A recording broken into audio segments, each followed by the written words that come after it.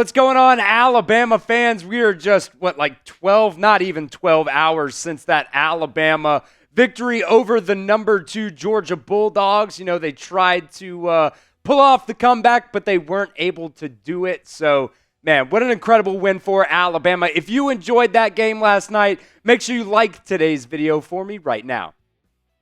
We're going to do our Overreaction Sunday video today. My first overreaction is Ryan Williams is the new Slim Reaper, a.k.a. Devontae Smith. I thought about Julio Jones, but then I was like, the body size type is a little bit different. And honestly, Ryan Williams has been going crazier than Julio Jones did his first 4 games. So I went with the Slim Reaper, and this is absolutely not an overreaction whatsoever. Man, what Ryan Williams has been able to do for you this year is nothing short of incredible. I mean, another 177 yards last night from the 17-year-old is just absolutely insane. And in the moment last night, when Alabama really needed it, Ryan Williams stepped up for that 75-yard touchdown. The catch was incredible. The toe tap, the spin, the juke / second spin move, the acceleration from Ryan Williams, the last 15, 20 yards to break away from those Georgia defenders. I mean, man, Ryan Williams is one of the best wide receivers that I have ever seen in my life. And when you compare him to Devontae Smith's 2020 season, Devontae Smith's Heisman season for Alabama, Ryan Williams is actually on a little bit of a better track here so far through 4 games. 20 less yards, but just about half of the receptions for Ryan Williams, the same amount of touchdowns. So, I mean, man, Ryan Williams right now is one of the best wide receivers in the country, and he's only 17 years old. Right now, 462 yards through his first 4 games, is ranked number 16 right now in the country among wide receivers. So, I mean, you got a lot of guys out there who, are very, very good, and they're a whole lot older. So Ryan Williams is absolutely Alabama's new Slim Reaper. Get down in the comments section and spam HW for Hollywood Williams for me right now. This kid has been absolutely incredible through the first couple games of the season. Absolutely flashy. You saw the SC Top 10. He was number 1 on SportsCenter Top 10 with that catch last night. So get down there at the pinned comment and spam your HWs, especially if that ad comes here on YouTube.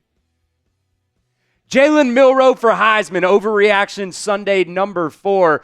I do not think this is an overreaction. I think what Jalen Milroe has been able to do for you through the first 4 games of the season, there's been some ups and some downs, but man, versus Georgia last night, set a career high in passing yards, goes for another 117 and on the ground and 4 more touchdowns. I mean, I don't know what more you could ask from your quarterback in this game.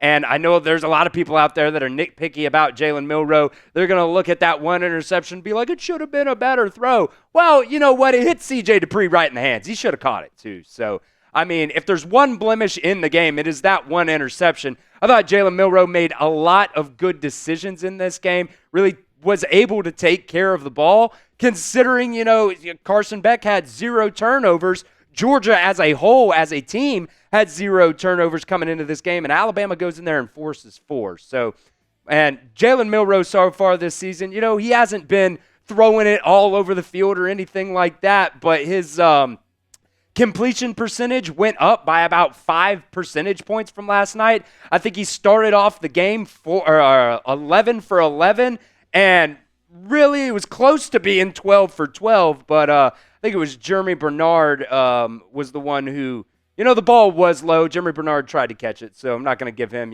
a bunch of flack or anything like that. But, man, Jalen Milroe so far this year has been incredible for you. He is definitely, I would say, number 2 probably in the Heisman race right now, probably behind the Cam Ward, the quarterback from Miami. So, I mean, kudos to Jalen Milroe. What he was able to do last night, there's going to be people out there nitpicking him, but, man, I don't think you could have asked for any more than what you got from your quarterback last night. Guys, I want to give a shout out to our sponsor today, and that is Game Time. Game Time is the only ticketing app I use. They have this new feature called Game Time Picks That makes getting tickets to see your favorite teams play live even easier. Game Time Picks filters out all the fluff to show you only the incredible deals on great seats, so you do not have to waste time searching through thousands and thousands of tickets. Game Time Picks curation makes it easier to save more on sports, concert, comedy. Went to a comedy show the other night, and I used Game Time to get my tickets. Prices on the Game Time app actually go down the closer you get to the start of the event. Game Time has killer last-minute deals, all-in prices, views from your seat, and the lowest prices guaranteed. If you find tickets in the same section or row for less, Game Time will credit you 110% of the difference. And one of my favorite features is the all-in pricing. You toggle this feature on and it shows you the total up front, so there are no surprise fees at checkout. Take the guesswork out of buying tickets with Game Time. Download the Game Time app today, create an account, and redeem code CHATSPORTS for $20 off your first purchase. Check out GameTime.co for last-minute tickets. Terms do apply, but again, create an account and redeem promo code CHATSPORTS, that's Chat Sports, for $20 off your first purchase. That link will be in the comment section and the description of today's show. Download Game Time today, because what time is it? It's game time. Overreaction number 3 here. Bad clock management, especially in that second half. I think this is a little bit of a slight overreaction. You know, a lot of people talked about the fact that, you know, the defense was on the field a lot in the second half because the offense wasn't really able to move the ball. But, I mean, really, Georgia only outgained you on time of possession by about a minute and a half, 2 minutes or so, something like that. So it's not like the defense was really out there more, in the second half than the offense. But I think a lot of it really came down to, play calling at the end of the day. Alabama wasn't able to run the ball in the second half, and we'll talk about that a little bit more, but that is one of those big things that if you're going to try to go out there and manage the clock, you want to be able to run the ball, and Alabama was not really able to do that, which brings us to our number 2 overreaction. Alabama's run game is still suspect. This is not an overreaction for me right now. Jalen Milroe was incredible running the ball for you last night, especially in that first half, but like I said, in the second half, Jalen Milroe had like 109 yards rushing in the first half, into the game with 117. So Georgia, kudos to them. They really went in at halftime and made a lot of adjustments, but Justice Haynes wasn't really able to get it going. And really, I don't really know if it was him not able to get it going because he's still averaging 5.8 yards per carry, or if they're just deciding to go away from him for some reason, especially, we looked at some of those stats when he's out there on the field, he's not getting the ball.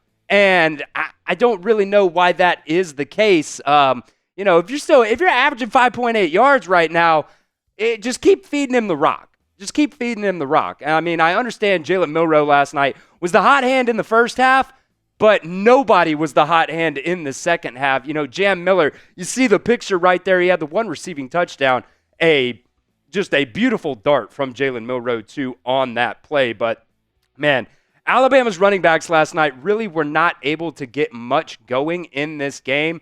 And that is, like I said, when you're trying to manage the clock, especially there in the second half, if you can't run the ball, then it really doesn't matter. At the end of the day about, the clock management. In the first half of this ball game last night, Alabama rushed for 156 yards. 109 of that was from Jalen Milroe in the first half.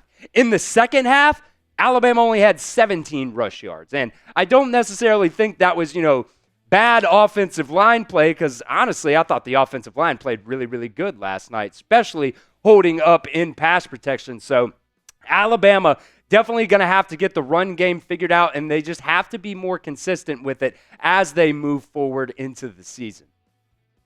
So what is your one-word reaction to last night's win over the Georgia Bulldogs? Let me know right now in the comment section.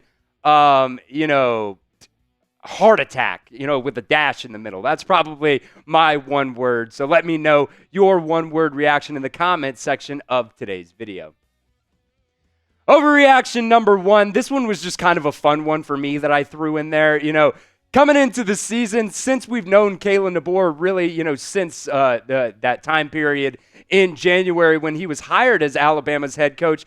A lot of people have talked about the fact that he's just kind of emotionless. He is very calm person. He doesn't really get rowdy. Very notably, he's not one that really goes out there and cusses a whole hell of a lot. But you saw him last night, and he was absolutely on fire. I just loved the emotion that Kalen DeBoer really showed, and especially on that one play, it should have been defensive pass interference.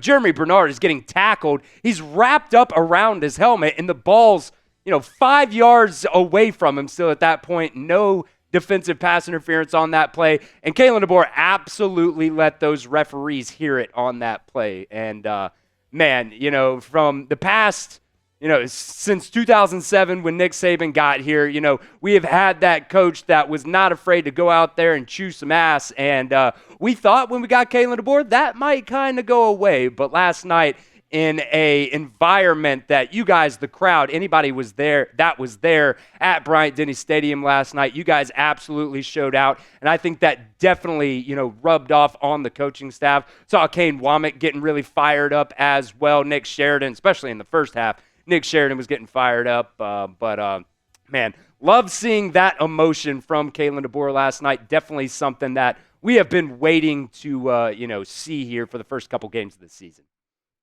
Make sure you guys are subscribed right here to the Alabama Football Report. We will be live for every single Alabama football watch party. We've got videos, 5-6 times a week, so make sure you hit that sub button for me. That's youtube.com/@RollTideTV.